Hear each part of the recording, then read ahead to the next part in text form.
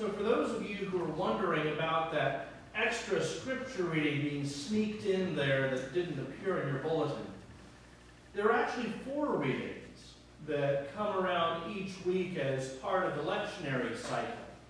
There's one reading from the Hebrew historical texts. There's a reading from the Psalms. There's a reading from the epistles and a reading from the Gospels. And more often than not, we pick 2 of them, though most churches use all 4, but we usually pick 2. And this week, as I was sitting down to work in my sermon, having picked 2, I quickly came to the realization that we needed a 3rd one. And so that reading from Lamentations slides in as a beginning point, as a reminder for how life can be. You know, so often we hear Christians talking about the life of faith as though it were a beautiful, wonderful, magical experience where nothing ever goes wrong. How God will reach in to save us from every little problem so that we won't even ever have to deal with a runny nose or a stubbed toe or being caught in a red light. Now, if you have lived, as I trust you have, you happen to have figured out by this point that, frankly, that doesn't really hold water. Things go wrong. Sometimes things go very wrong. And so the book of Lamentations is a reminder of that. It was written at a point when the Jewish people were living in exile in Babylon. They had been invaded by a foreign army. They had been put in chains, or at least the survivors had. They'd been carted off to live as slaves in a foreign land. And you may not be surprised about this, but they weren't too happy about it. And so the book of Lamentations is a cry to God. It's that admission that things can stink sometimes. But it's also a book full of hope. Because even among the tears, even among the sorrow, even among the homesickness, there's trust in God and belief in that day that might come a generation or 2 from now when things are made right. And so it was for those Hebrew people of long ago. The ones who cried out their laments weren't the ones who eventually got to go home. It was their grandchildren or their great-grandchildren. Instead, they sang their songs of sorrow. Down by the waters of Zion, we hung up our harps and wept.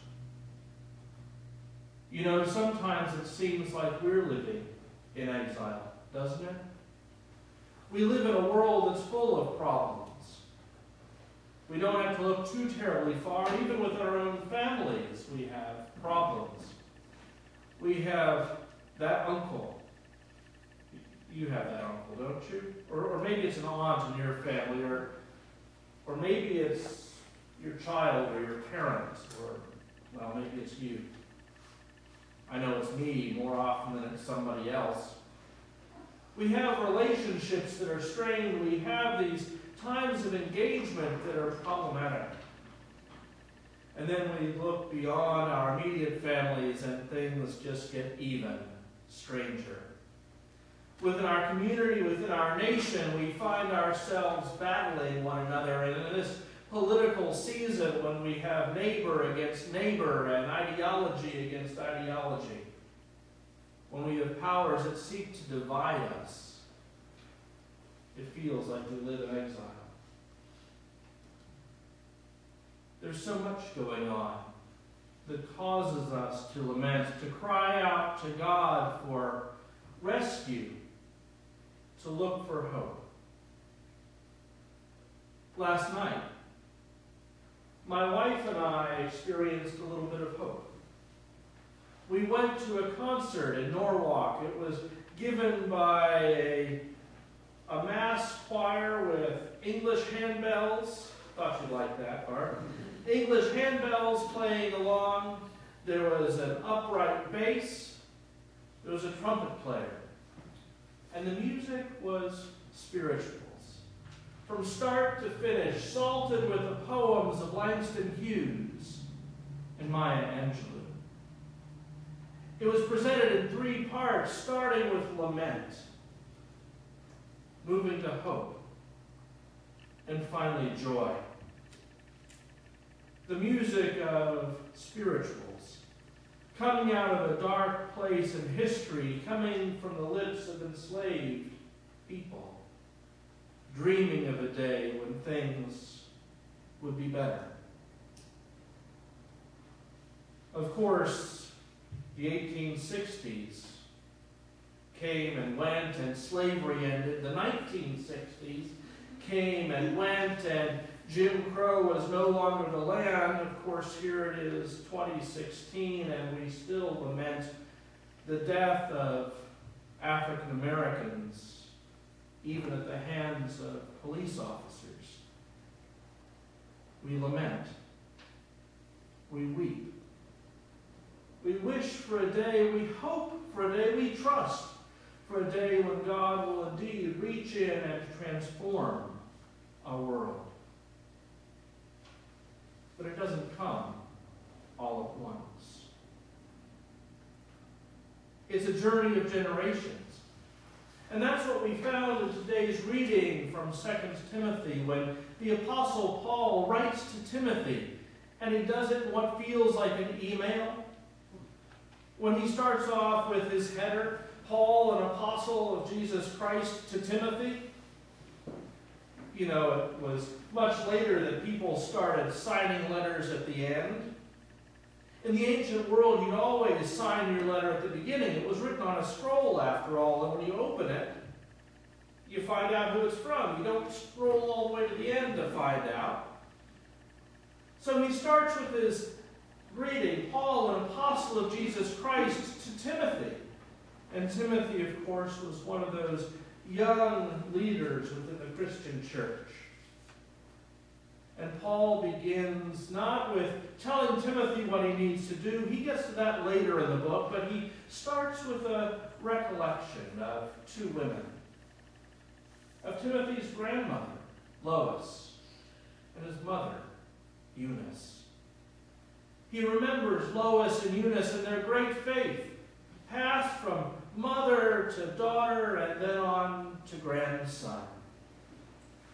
That faith of many generations being passed along, like a family recipe, if you will.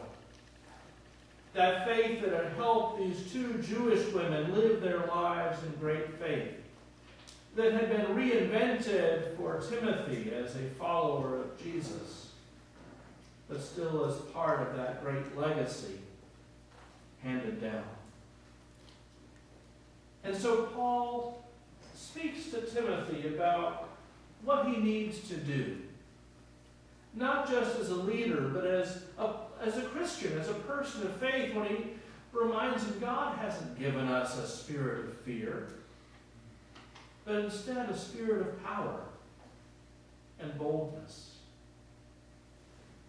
I think so often we live in a spirit of fear, don't we? We fear to speak up. We fear to tell the truth. We fear to intervene, even for justice. I'm really not sure what it is we're afraid of, though.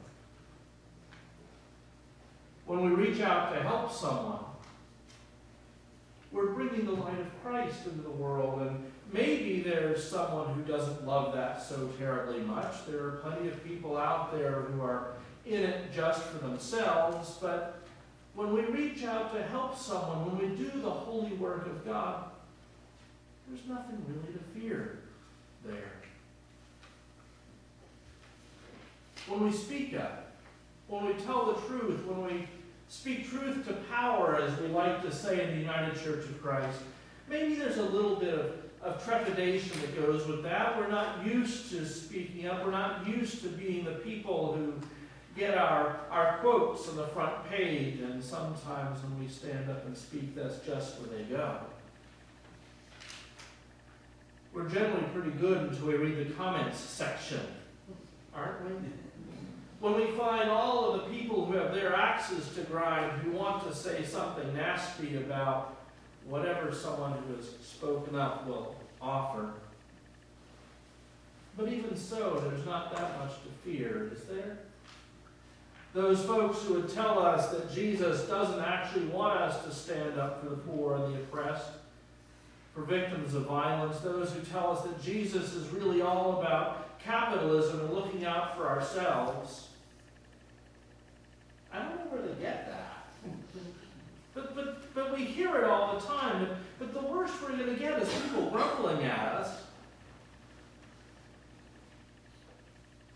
Paul tells Timothy not to have a spirit of fear, but a spirit of boldness, a spirit of honesty, a spirit of generosity.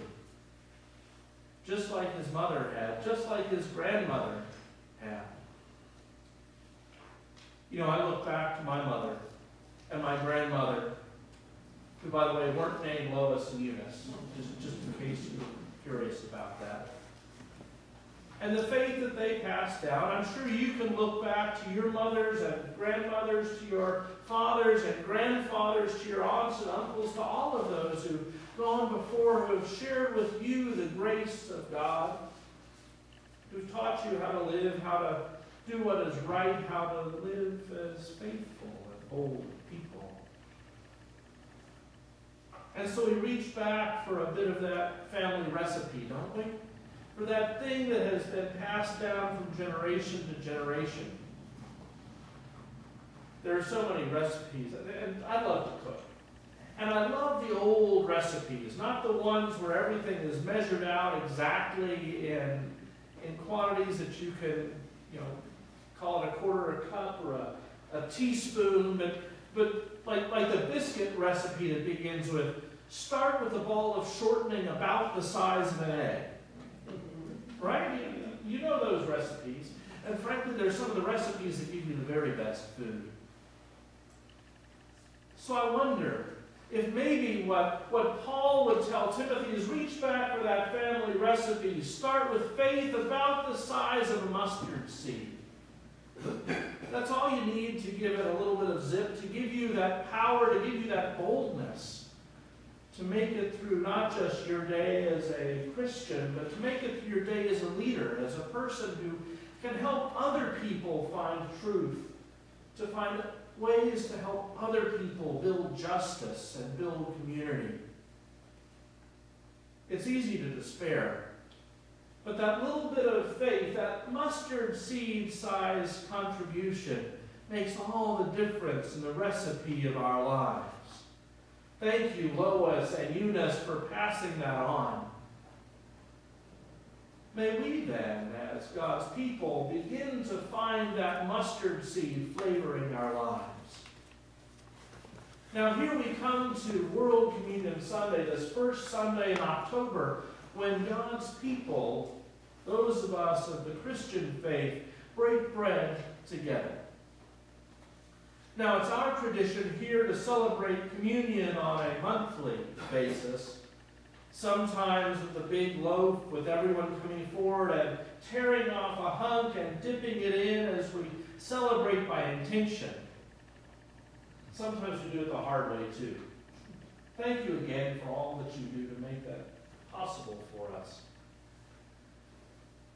Other communions celebrate only quarterly. My brother, who's a Baptist minister, they only gather 4 times a year at the table.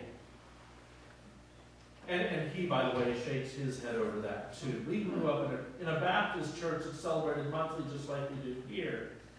Of course, other communities celebrate on a weekly basis, that every time the community gathers, bread is broken and wine is poured and the story is told of God reaching into the world through Jesus Christ to transform it. The story of slavery, but that slavery that through Christ becomes freedom.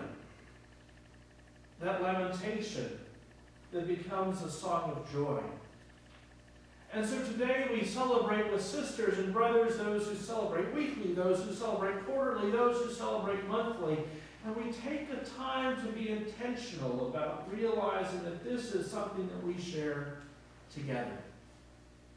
No matter what style we prefer, no matter what method of communing we enjoy, we're together when we gather at the table. May we then break bread together and share the cup together. May we find our faith the size of a mustard seed together. May we build justice and peace together. May we tell the truth together. And in all of that, may we know that we journey in the light of Christ, who is indeed with us now and always.